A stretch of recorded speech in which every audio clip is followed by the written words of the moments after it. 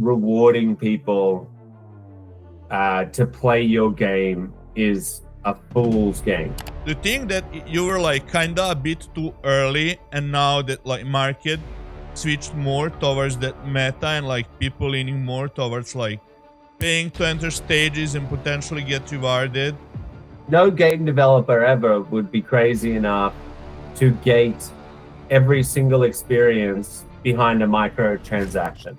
The key thing is, the hard thing to do is get the gameplay loop fun. Do you think now it's like easier or harder to build and like to get traction in Web3 space? You're very brave if you're a new studio and you're choosing to come into Web3 at the moment. It's almost getting to a point where there's going to be a website that pops up that says, this is the APY from X game. Today, I'm sitting with Kieran Warwick, co-founder of Illuvium, one of the first fully on-chain AAA Web3 games. Kieran is not just building another crypto game, he is out to prove that the blockchain gaming can stand toe-to-toe with the biggest titles in the world, both in terms of quality and sustainability. He's been through multiple cycles and multiple ventures, and every time he's shown that he's not stopping until he and Illuvium eventually win. Kieran, welcome to the Locked In podcast. Thanks very much. It's great to be here. Oh, nice. Okay, I'll deep dive immediately into the question. So you had multiple ventures before, and like what actually pulled you first towards the gaming, then towards the Web3 gaming? So I've been a gamer pretty much all my life. I grew up in a household with three brothers. So, we were big Nintendo lovers growing up. As soon as we got a PC, we turned into PC gamers. And we've been playing games literally all our lives. And we always said we wanted to start a business together. And I've done a bunch of stuff in the past with all of my brothers, pretty much.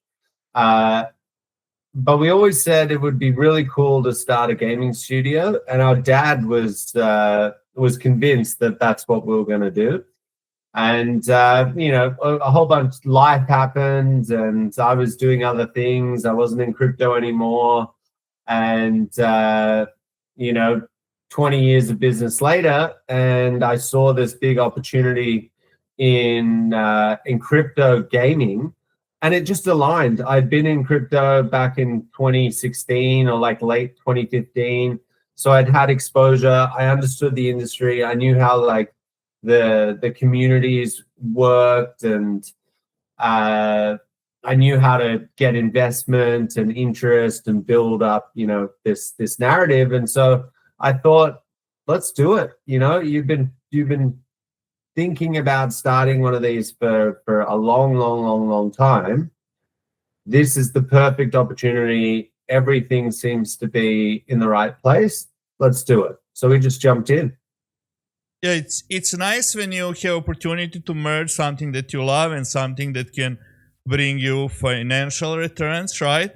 Also, like you mentioned multiple times that obviously besides love for Web3 gaming, you are interested like in financial aspect, earnings. Do you participate in like DeFi and other stuff in Web3, or you're just full into the Web3 gaming?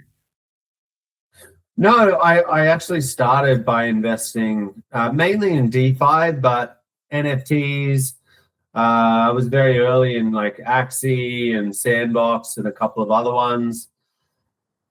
I try not to pigeonhole myself, and I try and learn as much about each new industry that's coming out inside of crypto or showing a real world use case.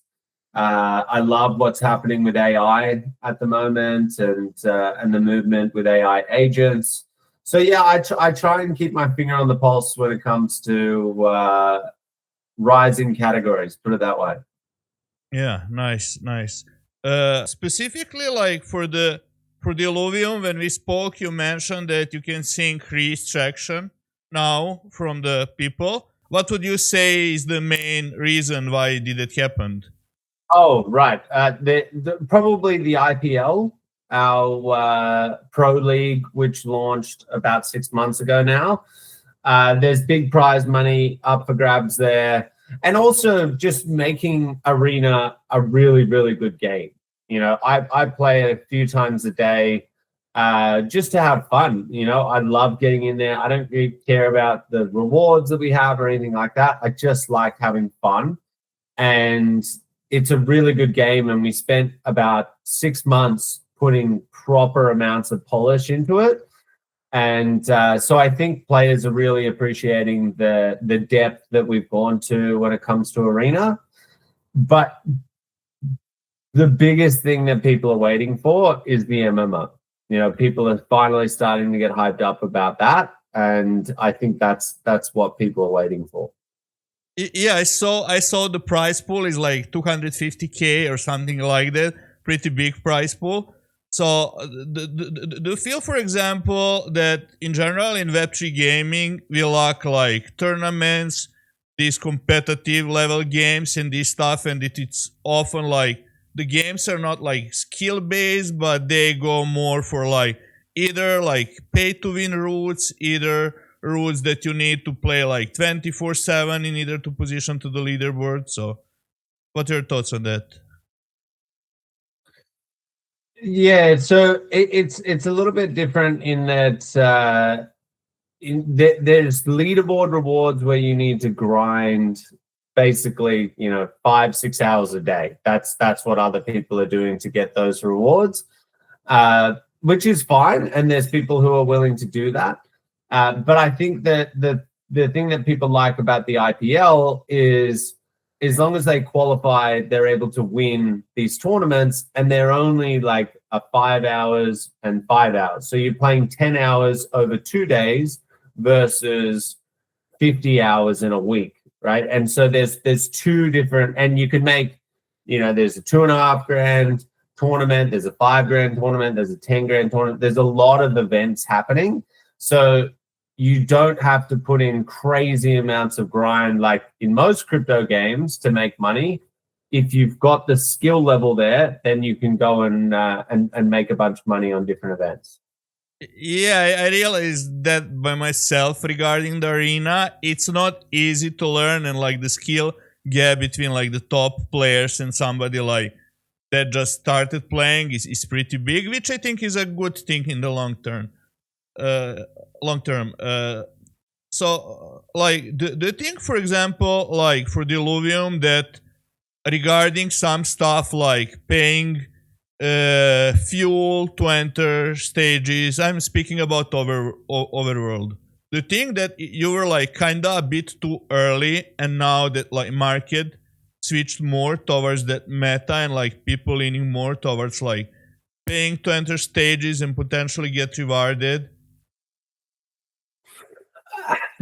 No, I think fundamentally that that monetization model is flawed, right? And it's a tough one because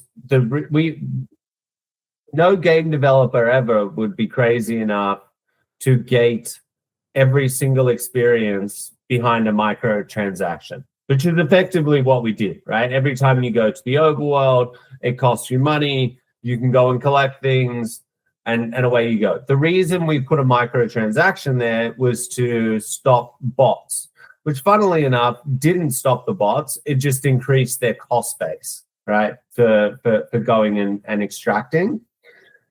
So in our attempt to try and stop botting, it didn't stop botting. It just made for a very abrasive experience for the player. You know, if you're a real player and you're not trying to extract, you're just wanting to play and collect all of these Illuvials, you don't want to have to pay $1 every single time. It becomes very fatiguing.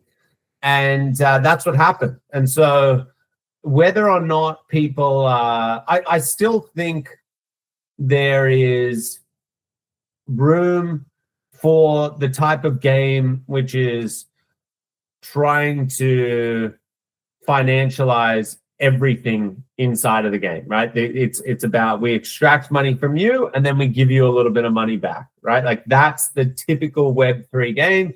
In that sense, you can have a microtransaction as long as most of the time when I go and spend that dollar, I'm pulling out $1.20, right? Now, that's a very unsustainable model, but it's something that's very popular for crypto gaming, right? We're going completely away from that and saying it's a free-to-play experience. Go from top to bottom, experience it all. You don't have to pay, each time you go in. But if you want to have NFTs, if you want the ownership side of it, where you can sell and buy different characters to make your experience better, that's an option. But it's not forced on you, right? And that's the big difference between our previous thought process and now. It's a lot easier to monetize once people are feeling like they have a good gameplay loop. There's many things that you can do: subscriptions, minting fees, like tons and tons and tons of stuff that we can do. But the key thing is, the hard thing to do is get the gameplay loop fun, right? Like you've got to make sure that they're happy in there. And we sort of broke that gameplay loop. And you do that by financializing it and literally trying to monetize at every single step, which again, yes, we were trying to make money, but we were also trying to stop bots. And that's the crazy conundrum that you're faced with. It's like you're trying to do the good thing, but inadvertently you're ruining the gameplay experience, and you're not fixing the botting problem. So you're screwing both avenues. And we've got a lot of learnings there, and a lot of learnings that other crypto games that haven't actually launched yet should look at, because we could probably save you a lot of time and money.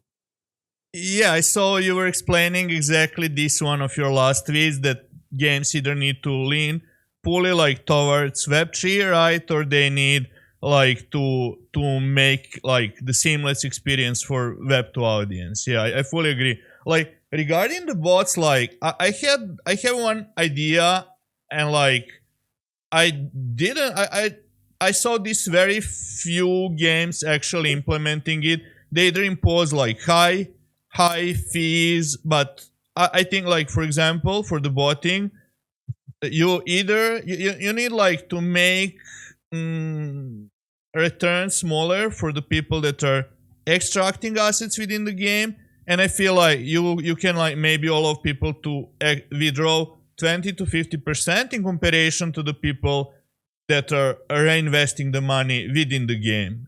Do you have any thoughts on that? You think that's good and applicable, or you think it's not good mechanism? For example, football.fun, they impose like 40% fees at one moment just to prevent people from selling consistently as soon as they're in small profits. And I think we kind of need more or that or similar mechanisms.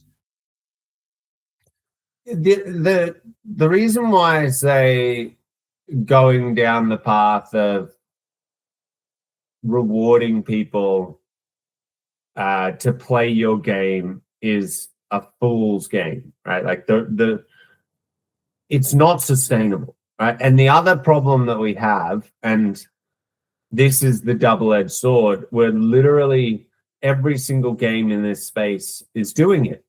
So it's almost getting to a point where there's going to be a website that pops up that says, this is the APY from X game, right? like DeFi. And I'm telling you, if we get to that point, we are so beyond fucked, it's not even close, right? Like because it changes the motivation for the player.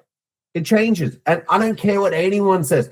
If I'm playing a game and I love playing this game, it's my favorite game to play. Let's say League of Legends, right? And all of a sudden I get $1 million for winning a game.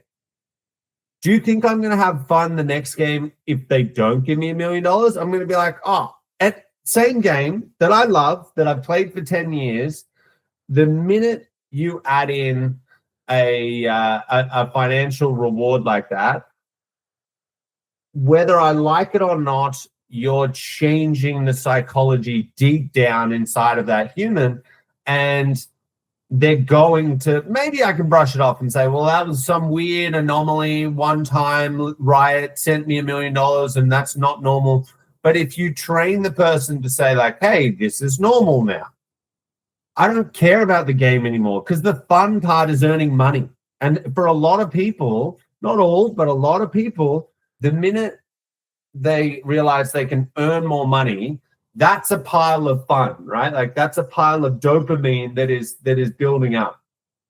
Now, my dopamine over here is smacking a guy down and then, donkey on him and winning inside of League of Legends, right? Like that's my dopamine. But if all of a sudden I'm earning money over here, it becomes a little bit more dopamine than the actual gameplay.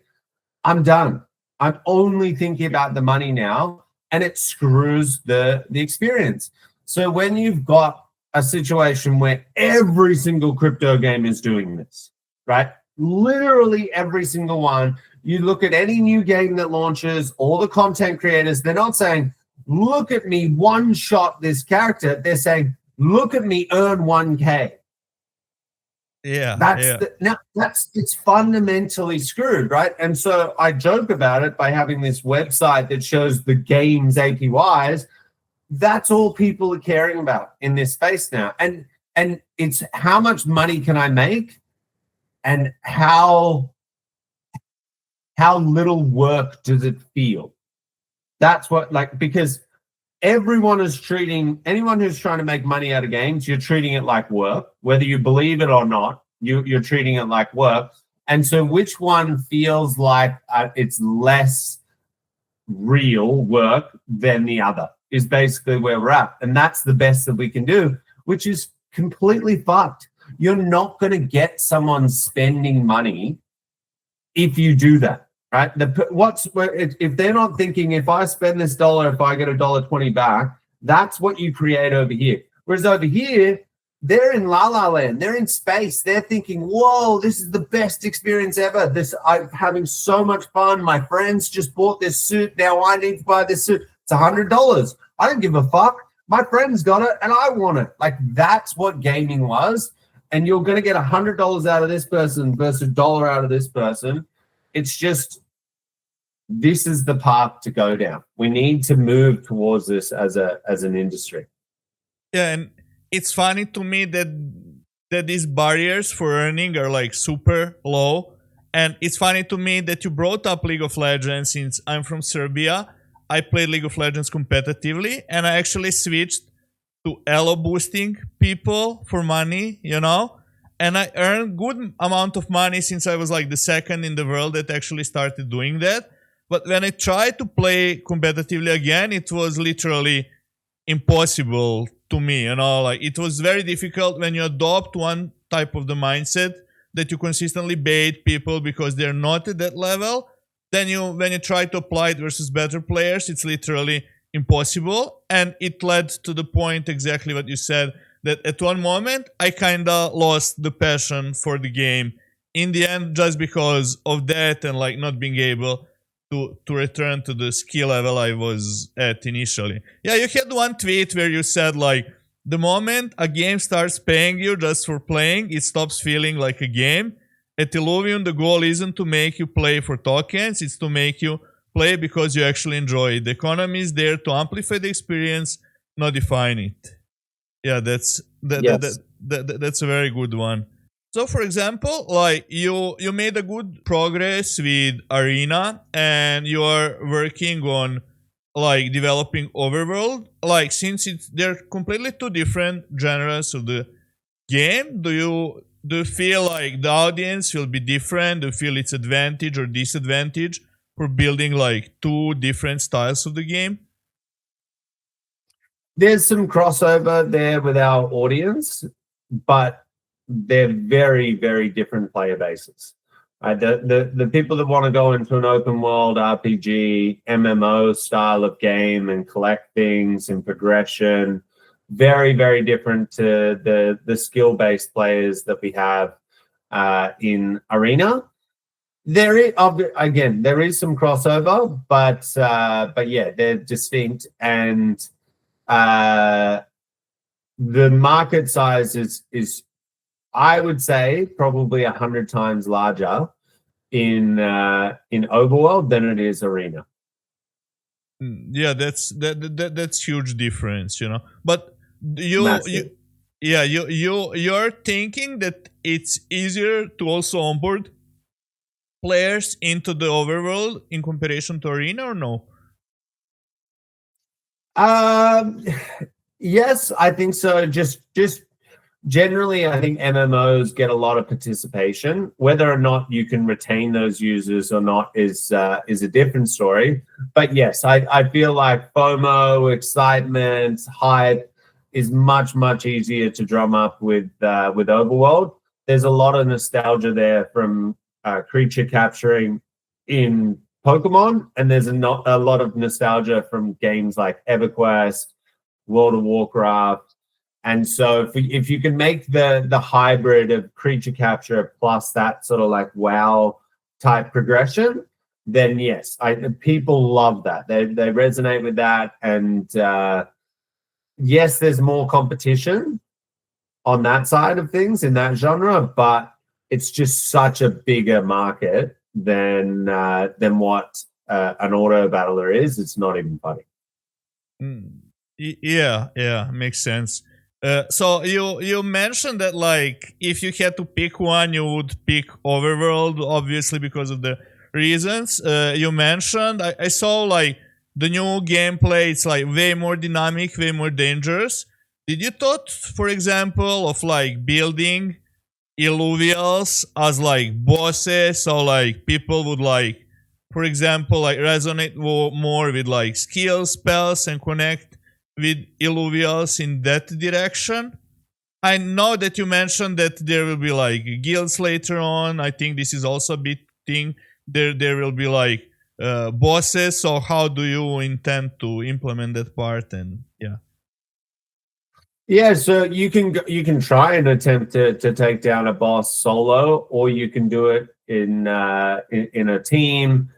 There's also going to be dungeon raids that you can go and do, and even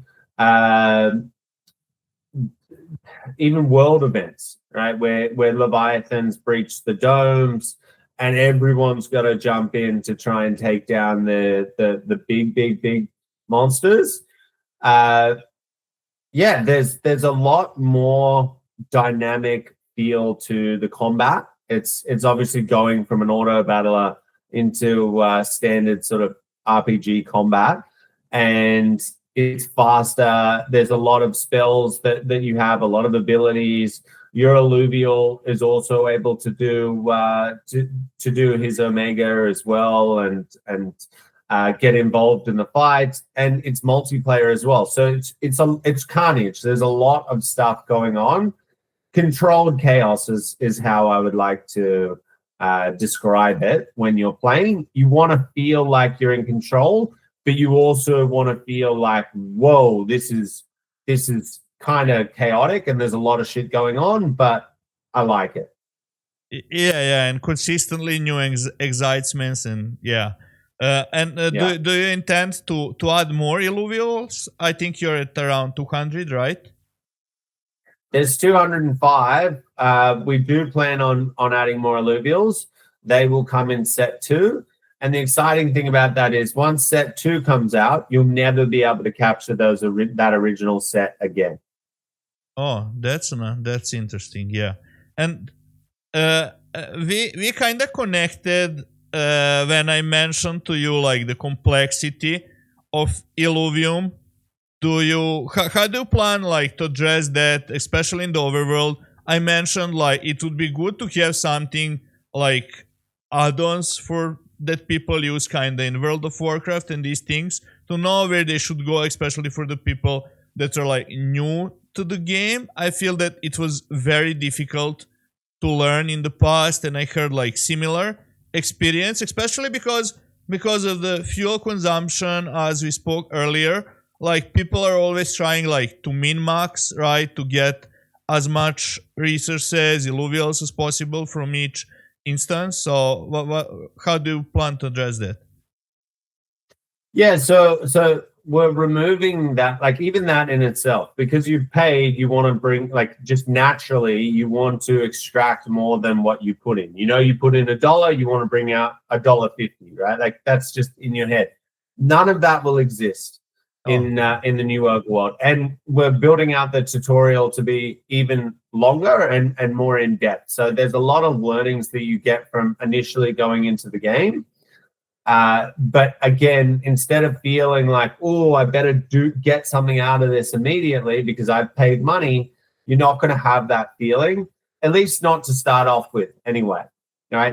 And obviously there's the option to mint if you want to, which will cost you money, but it's a totally different ball game when you don't feel like you have to mint every single time you go and do a run.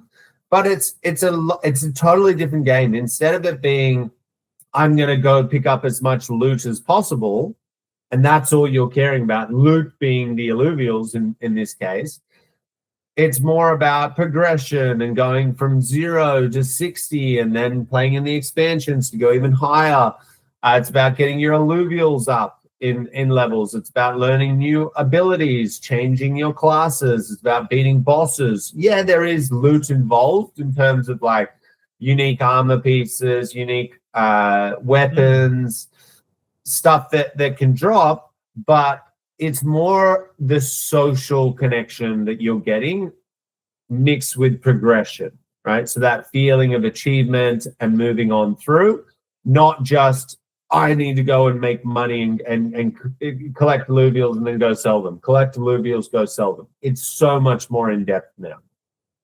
Yeah, I like that because I think in that way it kind of allows people to progress at its own pace, you know. And I think, like, for example, I was at one panel today when we spoke about like World of Warcraft and how they like, you know, like it's very difficult because like everybody who is playing is like level 80, and like you have that excitement, when I reach level 80 I will be amazing as others, you know, and like they're consistently like giving you that like feeling great things are coming. So this is like the way how you do it, right? Yes. Yeah. Nice. And do you plan to port on mobile as well? I heard somewhere that, but I'm not sure.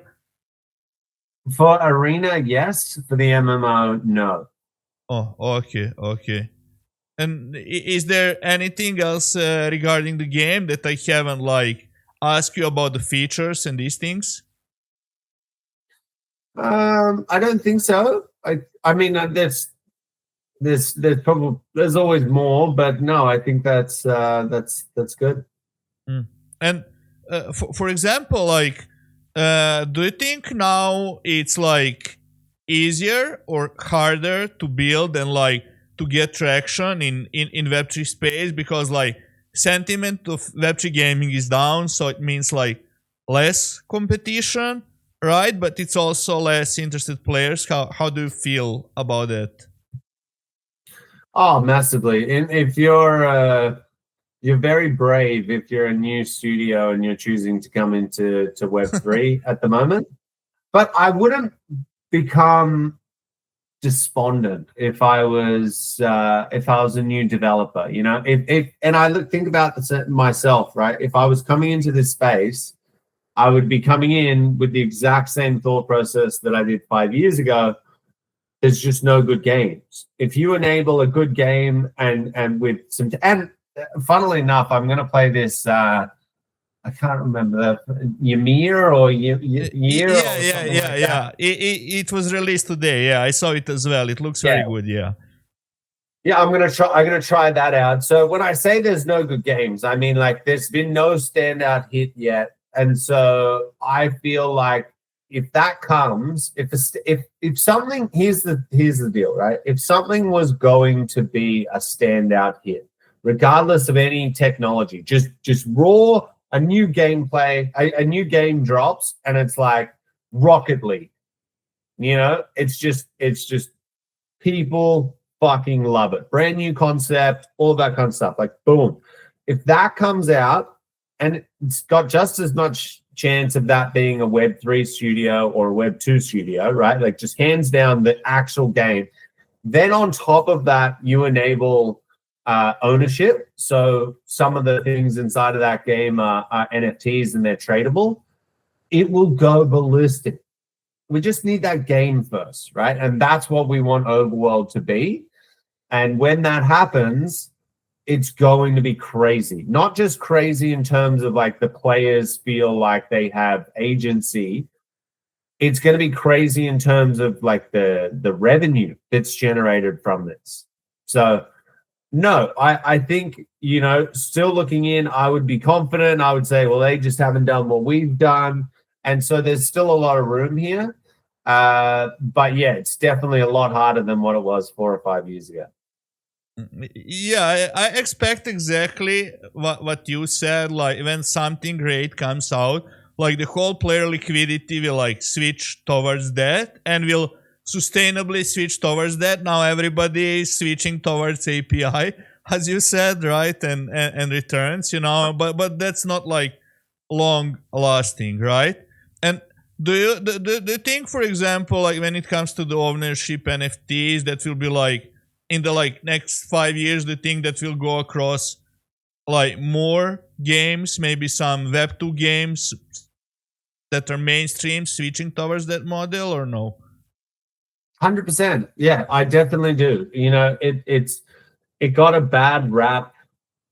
It was almost like we needed to not announce anything and just all build in silence and not speak about it and then release. You know, if we were releasing, you got to remember, what was that game where there was like, I just tweeted about it. The Kevin was the character, and it, like, they were an NFT project. They raised like $70 million or something like that.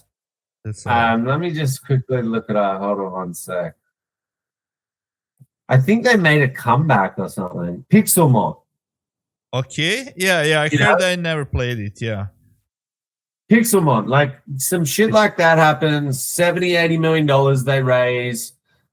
The first model they put out is that Kevin guy, which is like 4 boxes put together that was made in paint. And they were literally like, here's Kevin, our first and it became this massive meme where people are like, holy shit, these crackheads who are pushing this new technology in gaming that no one wants, and look at what they've made. So immediately crypto was associated with just pure and utter scam trash. And you know, it's very hard to untie that association. And so if we had to come out, if one of these Web 2 games had to come out and said, hey, here's just casually, here's this technology, it's an NFT now, it means you can sell it on this marketplace, that's it, I think it would have gone ballistic, right? It was just the fact that we came out of the gate saying our games are better than your games, you're idiots, you don't know that you don't want this, you know, like, just terrible for trying to create adoption of this new technology. And now we're paying the price, right? Like, gamers are like, get fucked. We don't care about that. As soon as there's like an undeniably good game that doesn't throw crypto down your throat, people are going to be like, oh, I can mint these things. That's cool. And it'll be fine. But we're just not there yet. Yeah, I think this kind of stuff brings a lot of like negative connotations towards Web3 gaming. A lot of people got burned, you know, like I saw people like investing like 300K, ending up with like 30K from what's the name? Axie? No, not Axie. I forgot, but I saw literally on the timeline, you know, and people consistently like mentioning how they're quitting Web3 gaming because of that, you know, and like it's I feel it's because everything comes to that like risk return pattern, and like obviously like it's impossible that majority of the people wins, right? Majority of the people loses, while small percentage with bigs, I think, in the end, in most of the cases. So for example, for Illuvium specifically, what would you like count as a complete victory, in terms of like whether it's some number of users, whether it's revenue? We just want mainstream adoption. What that looks like is, millions of players coming across. I would say 1 million plus players would be the level for us where we're like, we've made it. Yeah. And what would you say are the current number of players that you have? There's about 2,500 in Zero. There's 2,500 in Arena, and about 2,000 in Overworld. So very low. But it's growing. That's important. It's growing. That is the good thing. Yeah, numbers are going up 100%. Yeah. And one last question, right? If you would like, if you could have opportunity to go back through the time, is there anything that you would change along the way, or you would do everything in the same way, same direction? Because I believe like there is a lot of stuff, but like one of the key things that you think could put you in a better place at the current spot. So I always try and do it. It certainly doesn't seem this way, and I've been told, low key, it's appreciated and some people notice it, but I genuinely try and do the right thing by the little guy as much as possible. I try and give away as much as I can. I try and be as generous as possible with our community. I try and make decisions that are good for the community all the time. And we were in talks with a very, very large investor back in 2021 to raise, it was 150 million that we were going to raise. And it was at peak parabolic levels. It was when I think ILB was sitting at like $1,700 or something. And we had a lot of people that were very, very interested. And I decided we were building this protocol that effectively allowed our community to get in on investments at the same time as VCs. Because again, we were like, this isn't fair. If other people have conviction and they want to get involved at these discounted prices, let's build a smart contract to allow that. Now, this was getting built at the same time, and I kept pushing back these investors because I mentioned it to the community, and a lot of community members were like, yes, build the forge, we want to get involved, and it wasn't ready yet. So instead of me just pulling the trigger on that 150 mil capital raise, I said, no, we've got to support the community. We've got to wait. And then the bear market hit savagely. And all of a sudden, our $1,700 price was 1,000, then 800, then 700. So I missed that raise. That I would change, right? Not selling any tokens personally. Now, let me explain why, because a lot of people will be like, what the hell? Why is he talking about selling his own tokens? Hear me out.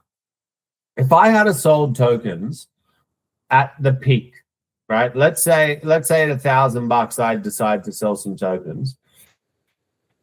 I could have sold, say, $30-40 million worth of tokens, right? Right now, where we're gearing up to do a capital raise, I would be that funder, right? I would have the funds and I would put the money in myself, and I probably wouldn't even ask for any ILV back from that. I would say, I made this because of that. And again, community, don't you dare sell. You're not allowed to. You can't sell. Lock your tokens for longer. And again, I'm the type, I was like, fuck it. I don't care, right? Like, whatever, no worries. So I did it. But so that was a regret, and tons of other stuff, right? Like anyone who says I have no regrets is just bullshit, or they've done nothing in their life.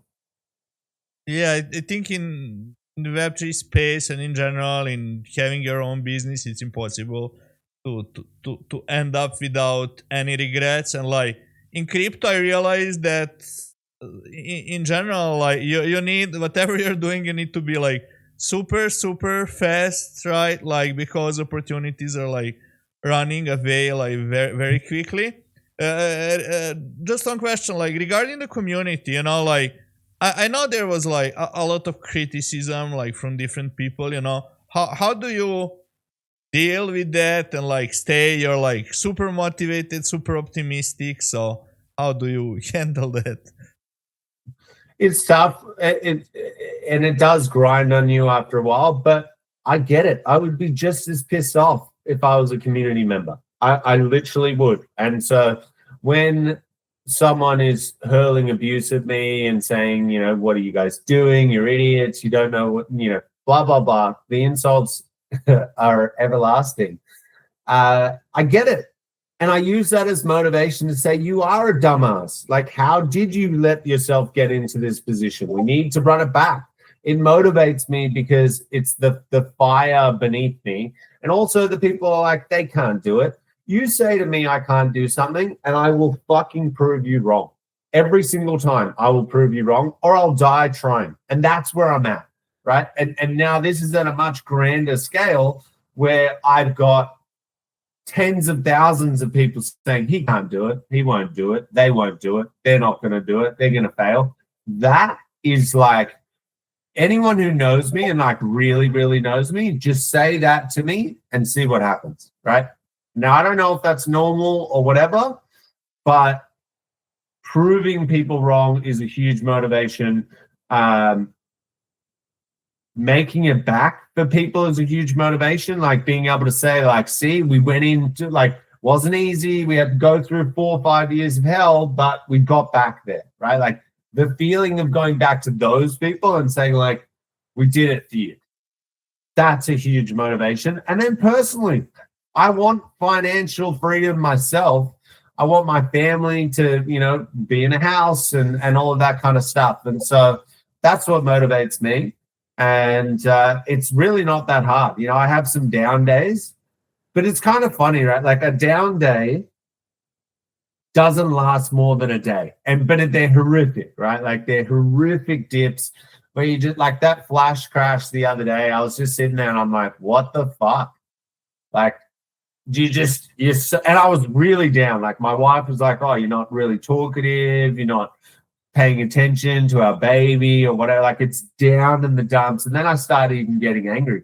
And it's like I do a whole grief cycle in 24 hours. And then I wake up the next day and I'm like so motivated to run it back.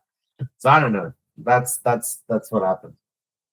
Yeah, that pushes me forward as well when people tell you you can't do it, you know, and then you prove them wrong. Yeah. And it's always easy to speak from the other people's shoes. I feel like as people get just a bit older, they're like capable of realizing that like it's difficult to wear your own shoes, you know, and do good. So it's in someone else you would usually perform just worse, right? So yeah, and I think just by, for example, being there, you're proving the point, like how you're committed, you know, to the success of Illuvium and the future. And yeah, thank you for joining me today. I appreciate you and looking forward to see what you build. So yeah, thank you, Kieran. Bye. Thanks for having me on. I really appreciate it. Bye.